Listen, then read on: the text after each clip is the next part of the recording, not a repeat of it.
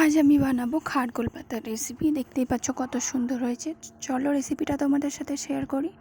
তো আমি পাতাগুলো এখানে ভালো করে ধুয়ে নিয়ে কুচি কুচি করে কেটে নিয়েছি। আর এখানে খারকোল পাতা করতে গেলে কাঁচা লঙ্কা রসুনের পরিমাণটা বেশি দিতে লাগে, তোমরা পরিমাণ বুঝে দেবে অবশ্যই। তো আমি এখানে 4টে কাঁচা লঙ্কা দিয়েছিলাম, ঝাল বেশি কেউ খায় না বলে।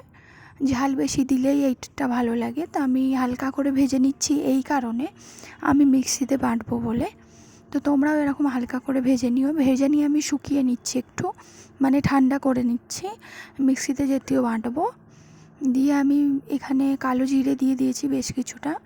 দিয়ে এবার এখানে আমি হালকা করে লো ফ্লেম করে দিয়েছি। লো ফ্লেমে আস্তে আস্তে ভাজবো। এখানে তেলটাও কিন্তু বেশি লাগে খারকোল পাতা করতে গেলে। এইভাবে করে খেয়ে দেখো, অবশ্যই আমাকে জানিও, দারুণ লাগে। এই আর অন্য কিছুর দরকার পড়বে না যদি খারকোল পাতা বানাও সঠিকভাবে। এইভাবে লো ফ্লেমে অনেকক্ষণ ধরে ভাজে নেবে, আর পরিমাণ মতো নুন দেবে। আর অনেকের কিন্তু গলা চুলকায় বলে, সেক্ষেত্রে লেবু দিয়ে দিতে পারো, বা লেবুর সাথে মেখে ভাতটা খেতে পারো খারকোল পাতার সাথে। দেখতেই পাচ্ছ কত সুন্দর লাগছে। লো ফ্লেমে হালকা করে ভেজে নিতে হবে, মানে লো ফ্লেমে অনেকক্ষণ ধরে ভাজতে হবে, হাই ফ্লেম করবেন না, তবেই দারুণ স্বাদ আসবে। আস্তে আস্তে আমি এখানে ভেজে নিচ্ছি লো ফ্লেমে। তো এখানে আমার ভাজাটা কমপ্লিট হয়ে গেছে, দেখতেই পাচ্ছ এরকম হালকা কালচে হবে। তো কেমন হয়েছে অবশ্যই জানিও। তো এখনকার মতো টাটা, বাই বাই।